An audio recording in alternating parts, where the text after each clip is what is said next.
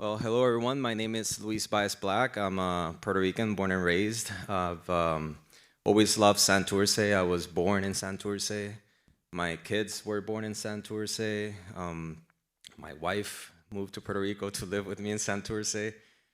So I've always felt like, in a way, responsible to try and get it back to where it was. I remember my dad telling me analogous, like saying Santurce was like the Fifth Avenue in Puerto Rico back in the day. And I see the pictures of the economic activity back then, so I always wanted to kind of see it back where it was. And I think there's a core that lives there, different from other areas, that are thirsty for economic development and try to live in a place that's walkable and they feel safe. And that's why I love Santurce. Luis, let me take over. Sorry. Yeah. Nobody told me, Amen. Welcome. I love to see so many friends, and there were some outside. Luis, have you introduced yourself? I know Ricardo and Iván, they always remember me because you usually know when you're younger, you remember the older guys in the school, and I always remember them, but they don't remember me in school. So we all know each other, but Luis, I don't know anything of Luis. All of a sudden, I know this guy that is investing in Santurce, getting some properties and very interesting projects. Could you tell us a little bit about you? Yeah, my background is finance. I studied in Puerto Rico in the University of Puerto Rico in Calle, and grew up with my dad in the metropolitan area. No Santurce because I lived there. I was born there, and I was like one of the first 5 people to move into Ciudadela back in 2009.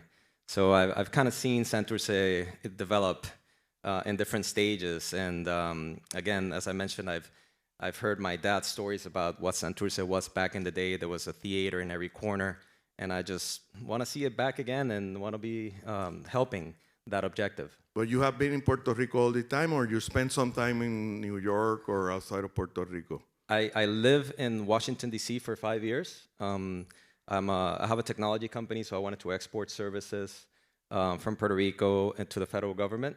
So wanted to be in the kind of in the mecca of federal contracting. So that took me to DC. My wife at that point had moved to Puerto Rico for 5 years. I made her move back again to DC, which was where I met her. And now we're back to develop the area of Santurce. Okay, well, you represent a special kind of Puerto Rican that have been successful in the US, but have kept the love for Puerto Rico and have come back. And you're doing great things in Santurce. I just want to mention of all of you that are 20 to 40 years old, how many of you will move if you have a good project in Atorrey or in Old San Juan or in Condado or in Santurce? Where you would prefer to move? After this presentation, you can tell me. At least to the friends of my kids, they all would love to move to Santurce, to the future Santurce. So I would like to have, since we are having a conversation, Ricardo, what for you makes Santurce so special that for you it's so important in your life? Well, first I want to apologize because I came from Mexico and I'm really sick. No, it's okay. Not COVID, but I don't feel very well, so I have a little bit of a cold. But well, I was born in Santurce also, like you. My father came from Cuba, and they actually moved to the Santurce area. My grandfather opened his first business in the area of Santurce. So, I mean, from my mother's side, even though she was born in the Dominican Republic, my grandfather actually was born in Puerto Rico, and he went to the school in Central High in Santurce. So, in a way, we grew up listening to all the stories from both sides, from an immigrant that came from Cuba, choosing a place that he at that time felt that was a growing, area. And then from my other side, getting educated, going to different theaters, coming from the Dominican Republic to buy and spend time here and then retail stores here in Santurce. So, I mean, background wise, I've always heard it. Now, we're lucky enough to actually move our company there for a while. But the thing I love about Santurce specifically, I'm an architect, so is that it has every single thing you need in order for you to actually develop a true urban environment or redevelop it. You have schools, you have hospitals, you have obviously residential, you have theater, there's so many things, restaurants that happen there. But I think that our job, and you've been doing it, I mean, many of us here have, is actually making sure that we can interconnect every single one of those things and actually, in a way, revitalize what once was into something that definitely could be very special. Iván, for you, what makes it the place unique? Well, we have 78 like town cores, and I think Santurce is the biggest one in Puerto Rico because it's a urban center that it came from the financial district almost up to Old San Juan. So it's a huge center, and back on those days in 1950, 1960, we used to have 22 theaters. So it was an amazing place, actually one of the best in the South America and Caribbean. So we have everything in Santurce. We have the intelligent streets, we have the stores, we have the urban retail, and happens that when the shopping centers came and depreciated all the urban centers, so Santurce was part of that trend. So we are bringing back. So it has everything like the other 78 municipalities, but Santurce is like the leading example in order so we can do a lot of things, as Ricardo mentioned, and then we can replicate those things, those good things through other municipalities. I will take my shot. For me, Santurce is the only place in San Juan that you can move to a place where you can walk to everything. You can basically work, have fun, exercise, everything. Buy the things that you need without using a vehicle. It has 5 ecosystems that you move within them in 5 minutes. All Santurce you can move in 25 minutes walking. And it's unique. It's quality of life. I live from up to 28 years old in a not far away coupe where you had to take a car for everything. And the difference of actually being able to walk to everything is just quality of life. And the difference of having communities where you see different people living together. You have schools. You hear the kids in the morning. It's just, for me, it's fabulous. So that's what makes me so into developing Santurce, because I don't think that Santurce is not only the downtown that San Juan needs, that doesn't have. It's an example to the world. It can become a place where people from all around the world come to visit, because Santurce, different of other downtowns and other places that have been created by architects and by development, Santurce have a very rich history, and that makes it also very different and unique. So it can be an example to the world. So for me, it makes it special. Luis, for you, why there's one thing that makes you Santurce so special. I think, Alberto, you hit the nail right in the head. I think the way that I feel when I'm in Santurce, I can walk everywhere. I get the coffee. I can walk back home if I forgot something. Schools are nearby. I can see my neighbors in common areas. That is quality of life, right? But another thing that I really enjoy about Santurce is very diverse. We have diversity in economic levels, of educational levels. It's like a social experiment in itself. So I thrive in that environment. I like diversity. I think it brings a lot of different ideas from people that come from different backgrounds, and the richness of culture that gets created in that environment really fuels ideas and development. So that's the primary reason why I like it. Great. Now let's go to what has to be done. If you can tell us, in your opinion, in the midterm and long term, what specifically is the most important project or development that have to be achieved in Santurce for it to finally become again a thriving place? How you will divide the aggressive impact that we still have to create? Because if you go today, still, I walk it from one way to the other, and there's no lighting, no proper lighting, no proper sidewalks, no proper planting of trees. Nobody's taking care of even the plants in front of their businesses. It's terrible right now. So on a short term and on a long term, what really needs to be done? Iván.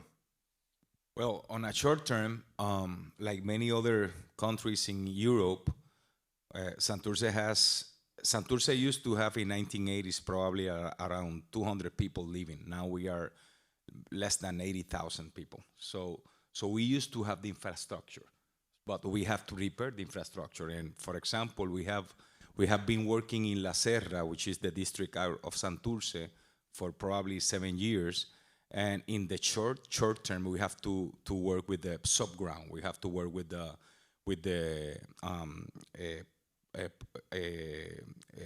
descargas pluviales. How you say that in English? No, the infrastructure. The infrastructure, the sanitary sewer, the electricity capacity.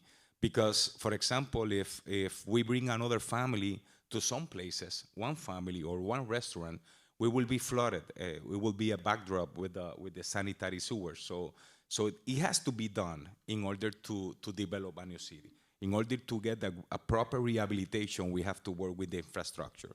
Actually, I was with a meeting with the municipality yesterday, and because we have a heavy investment there, and we need their help in that regard, because we cannot take care, the private sector cannot take care from the infrastructure. So that probably from me, and it's not about working with the future, it's about how we can improve the quality of the people that already live in Santurce. So we have to do that quick in order to improve their quality of lives, and at the same time, that's their foundation in order to make other developments. And long term? And long term is, as Ricardo said, and I think we're working on that, and he's working on that, the connectivity that we have with Olsen Juan, with Condado. We are very sure that Santurce is going to be like the smartest city of the world. It's going to be amazing. Ricardo, you will add short term, long term? Well, this is where I plug my book. I wrote a book called My Santurce, which basically talks about three things: technology, transportation, and walkability. It's fairly simple. It's not that difficult.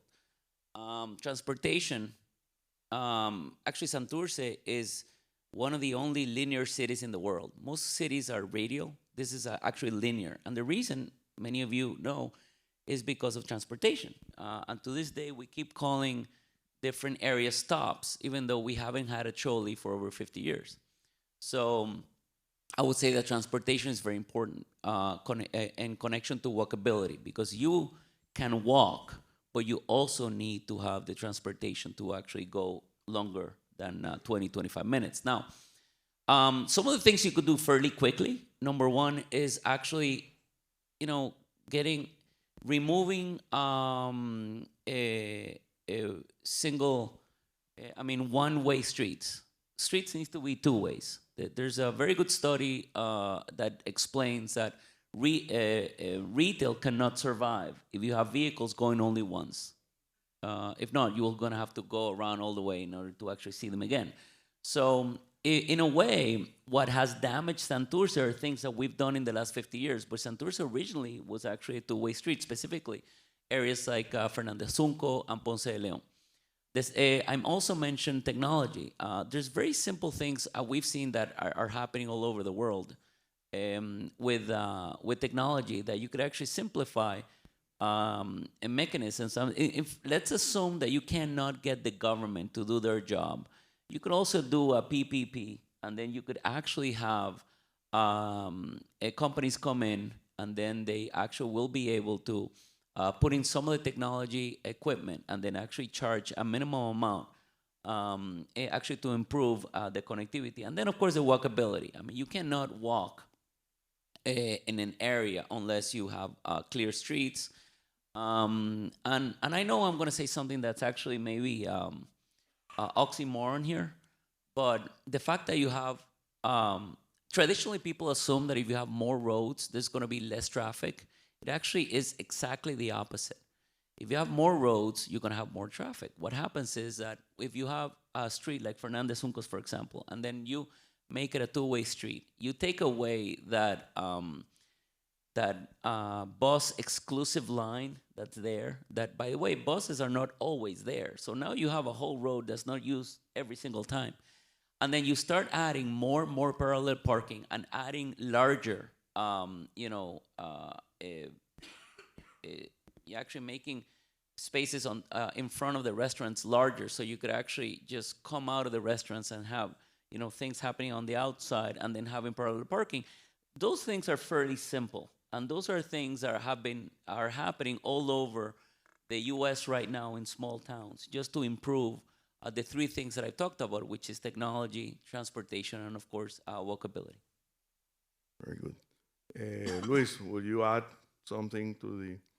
I think these guys covered it really well as you, Alberto. I think we're all talking about the same thing. I think there's three main elements. There has to be lighting. People need to be secure. That psychologically really affects people when they go out their building and they can't see to the end of the street. That's something that needs to be fixed. That's a short-term thing that even the community can, if the government doesn't act, there's some solar lighting and things of that nature that can be implemented at least on a short-term basis. Cleanliness is very important as well. Some sections that are a little bit more, let's say, abandoned or there's not that much activity, they use it to dump, trash. If there could be a better way to collect that trash and disincentivize that type of activity, that's going to be very important for people to believe in the area and decide to move their family there. And security. People need to feel like if they're going to cross the street, they're going to be safe, their family are going to be safe. So those three things can be tackled on a short-term basis. More mid-term, long-term will be infrastructure things like Iván mentions. We can't grow Santurce if we don't tackle the sewage system and other things of that nature. Some of them are long-term, but some are short. Like I know I have a property in Fernández Juncos that la alcantarilla, the sewer system, got paved over. It's things like that.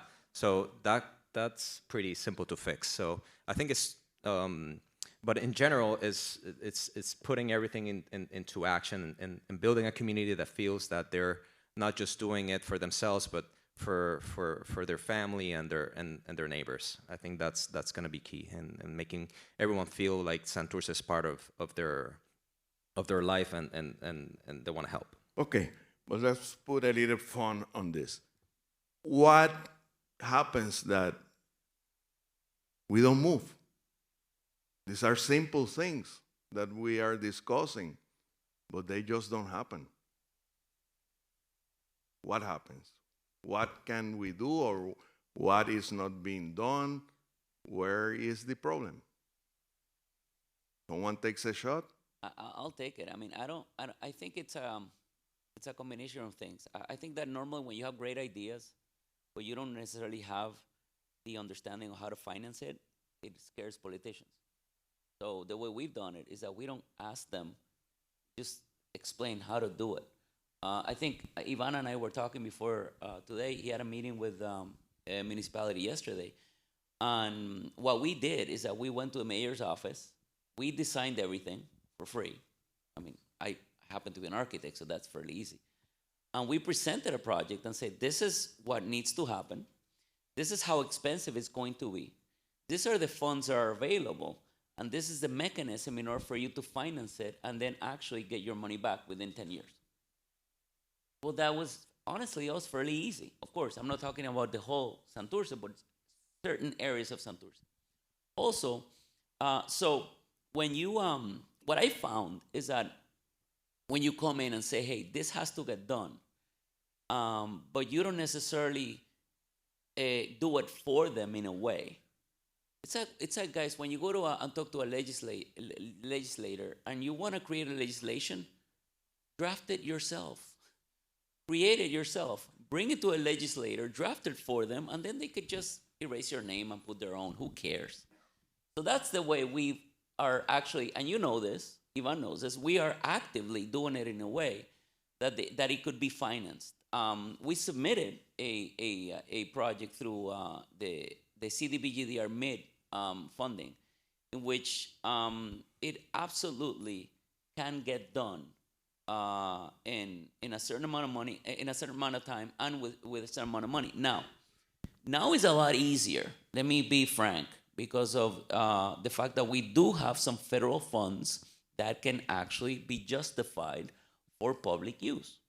5, 10, 15 years ago, it was actually, 15 years ago, it was a lot harder. But the best way that I've seen that it can get done, and it will get done, is actually making sure that 3 groups unite. Number 1, the local community. Number 1. Number 2, the private sector. And then last, the government. Allowing the government to become a facilitator instead of a leader. One thing I've learned in my many years in the industry in architecture is that when governments become developers, they fail.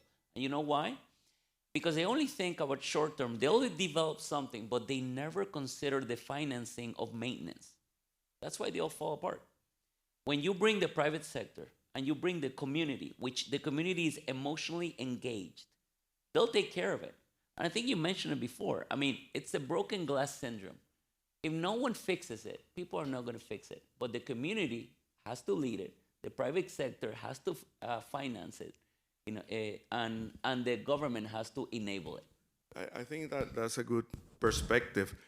I want to mention Iván because I don't know if all of you know what Iván has done. Probably he will not tell you about.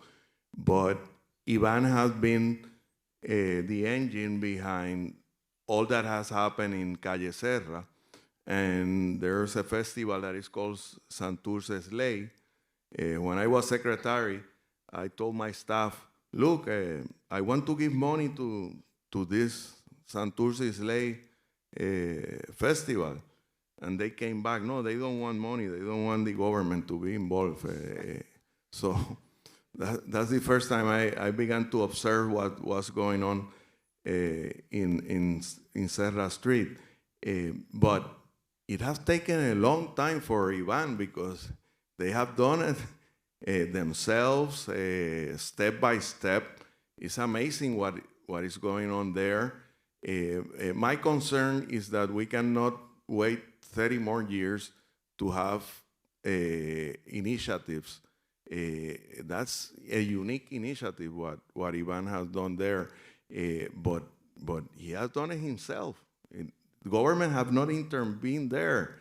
The sidewalks have not been fixed. There has not been a politician that said, look, a picture of myself will look good there. Let's do something for Calle Serra. I don't understand sometimes the politicians.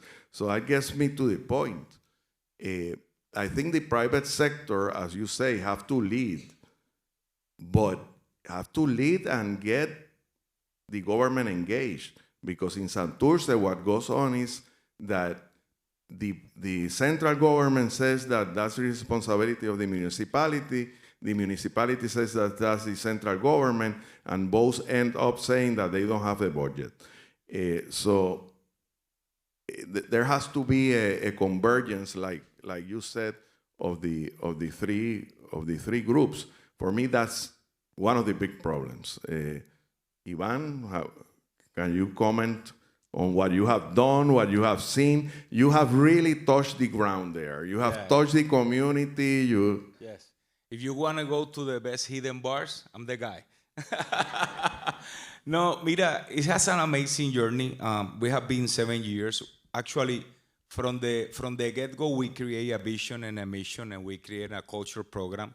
And we give that program, as Ricardo said, to the government with all the renderings, the electricity, everything.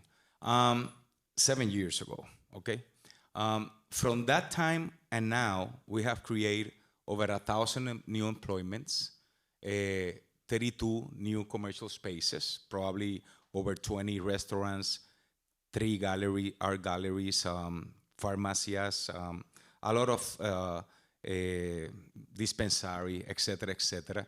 We have improved the quality of life of over 200 families. We have created over 100 new units. We have bought like 22 buildings, and 50% of the buildings were abandoned. So we don't believe in gentrification. We create programs, for example, when we took the people that were living there, we know that we need them. So the first thing that we have to create with them is sense of belonging. So once we give sense of belonging and we give back the hope to them, they become the kitchens, cookers, they became the operators in the parking. So if you go to La Serra like 7 years ago and you go now, you will see a huge difference, but the infrastructure is still ruined. I think that we have a mayor, and I'm not in politicians. As I said, I don't want any money from government because I don't like that. But the government has to be involved. But I think that Santurce was forgot about previous administration.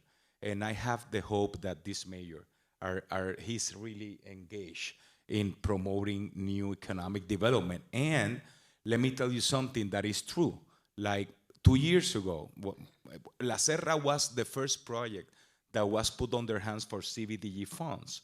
But what happened is that in 1.5 years, there's 3, they do RFPs in order to get designs, etc. 2 times RFPs were vacant. No one has came to the RFP in order to do the designs because we have a limited workforce in Puerto Rico. So we have to take that in consideration. There's limited workforce. There's limited professionals.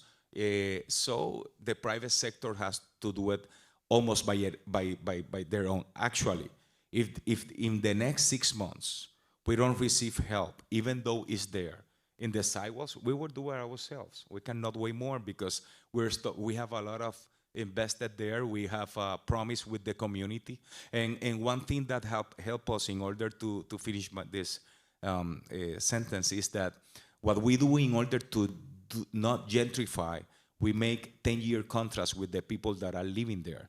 And we said to them, and when people came to do, for example, a co-work space, or you are a new restaurant operator, you have to give 4 hours to the community voluntary. So it's like we call it in Spanish escuela vocacional, that we are here, but at the same time we are teaching the community in order to be our workers, and that creates a sustainable community that brings more sense of belonging, and that's how you build truly organic rehabilitation. Okay, for those of you that don't know where Luis is located, Luis is located in the San Jorge area of Santurce. It's an ecosystem that if you have asked me 3 or 4 years ago, I would have said, well, look, there's a guy putting co-working spaces in a place that is kind of the last place that you will go in Santurce, and co-working space is already something that is very crowded. I don't know. But then walking through Santurce, I saw how it began to develop movement there, and now you see a rooftop with a very nice construction there. You see people coming in and out, and all of a sudden there's a cafe across diagonal from his building, and there's life on that intersection and in all that area of Santurce. So, Luis, could you tell us a little bit about your perspective of how you developed that area, why you selected that area, and So I didn't want to do a co-working from the beginning. I kind of fell into that because I wanted to do a cool headquarter for my team. The idea got out of hand, like most of the things that I do, and I ended up with a co-working. We chose that spot because I think what we did made a difference. I think doing things in an area that was already vibrant, it would have been easy, but it wouldn't be rewarding. We wanted to turn on the lights. And I remember when we were constructing, which was during COVID, and we bought the building a week before Maria, so we've been through a few challenges there. But I remember people stopping and say, "Oh, what you guys are doing here, a restaurant?" People think it's a restaurant because it does look like a restaurant on the first level. But they would thank us, "Oh, now I can walk through here because I used to take the long route because there was no light." So, and that makes me feel like I'm doing something for the community. So I think that's why we chose it there. We did have our challenges, but I think what Iván and Ricardo are mentioning is it's all about initiative, right? We can't wait for things to happen. I know a lot of people are buying and holding and waiting for someone else to do something. But if we all do that, then there's not going to be a change, right? So I think everyone has to be more like Iván, like let's do it. And let's take it to the last step before the government needs to be involved so that at least there's some traction and people believe in it. And then we'll get the ball running. So I think initiative is going to be key for the development of Santurce. okay. Well, let's think a little bit of the future of what each of us will be doing. And I will ask you for what will be your contribution for Santurce in the next 5 years, and what will be your contribution in the long term. I will volunteer to begin. My contribution will be 2 or 3 hotels adding more than 300 rooms to Santurce. Why? Because Puerto Rico and Santurce and San Juan doesn't have the concept of urban hotels. And urban hotels exist in every big city of the world.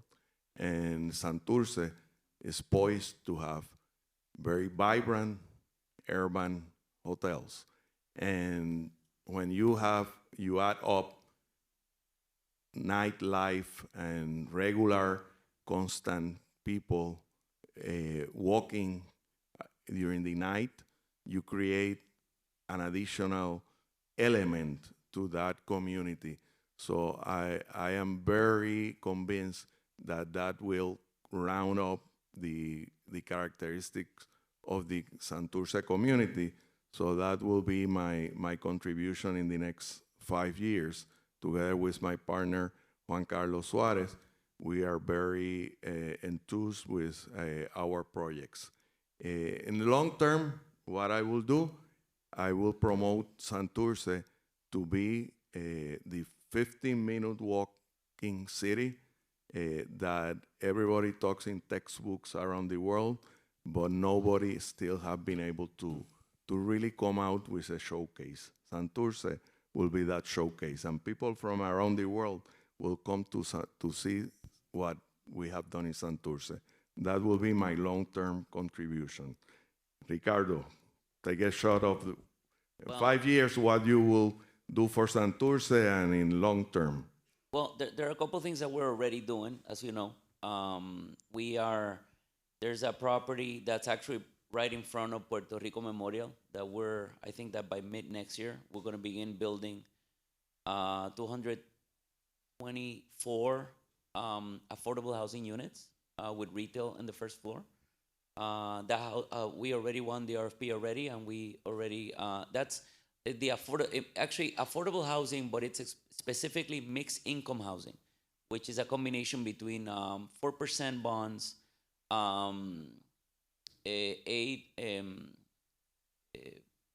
light tech, and Section 8 vouchers. So that will begin construction next year. So that's already there. So that's very short term. The other one is another affordable housing project that you know about, which is in the Fernandez Juncos area, which is 132 affordable housing units also. So the way the mixed income affordable housing units work is that 30% of the units are FMR, which is fair market rent. The other 70% are basically, a voucher for Section 8 vouchers. As also Alberto knows, we're working on a 130 unit key urban hotel. Again, that should hopefully begin construction by first quarter 2025. We're also working on a 42 unit project. That's basically, I'll tell you very quickly, and I hate to interrupt, but one of the challenges you have with residential, which is key in order to make sure Santurce really works and convince people to come back to Santurce, is the cost of living.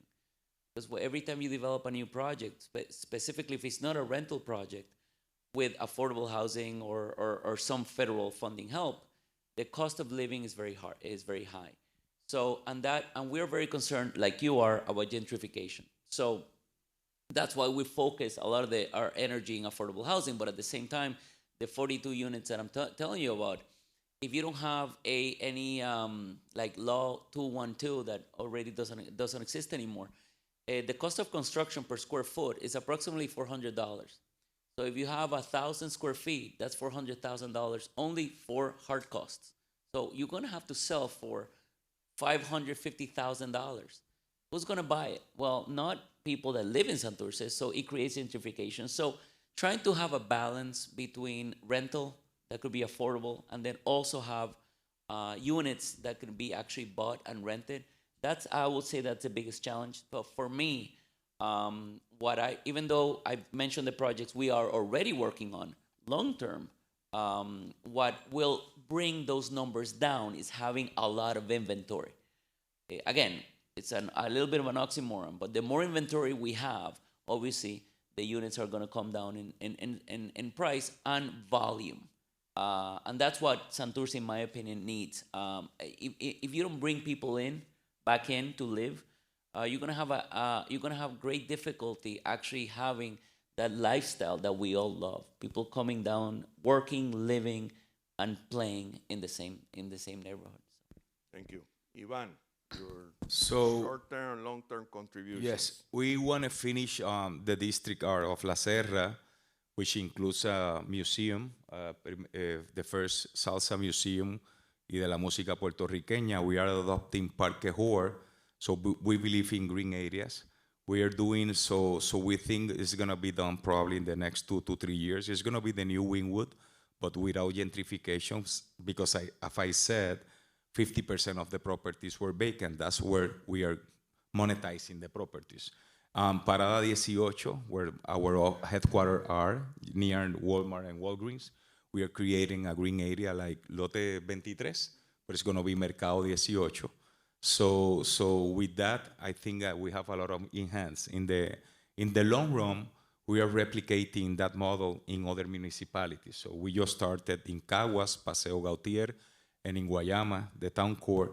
So we created a fund which is called Puerto Rico Revitalization Fund in order to replicate that model into Puerto Rico. And our mission is to repopulate again, to bring people again to the town cores. Because I think we all want it in our hearts, but no one is doing it. So we are there. Very good. Luis, short term and long term. I'm So, curious. so short term, I had to finish the fourth floor of base. I'm almost there. I also have, I want to add the co-living component to base so that people can come live, experience Puerto Rico, and also work, or they can just come like a normal hotel, etc. So adding that component, I think, will target the new digital nomad that are moving across the states and the world, just spending a few weeks here and there. So we want to target to that market. That will add more diversity to the area and traffic.